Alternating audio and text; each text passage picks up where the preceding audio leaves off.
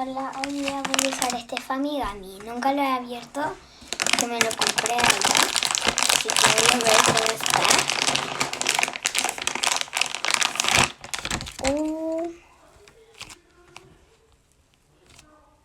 Tiene un poco de grumos.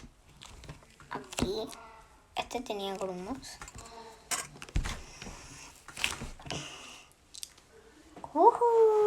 Por favor, denle like a este video y suscríbanse. Like si quieren uno de estos.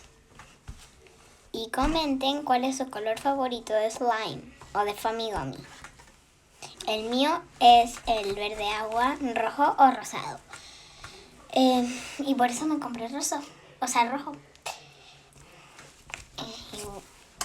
Dentro va a estar este squishy y a ver cómo se siente. Se siente súper cool, miren. Voy a tratar de encontrarlo. Ahí está. No lo encuentro. Lo encontré. Bueno, suscríbanse a mi canal, como ya les dije, y denle like. Chao.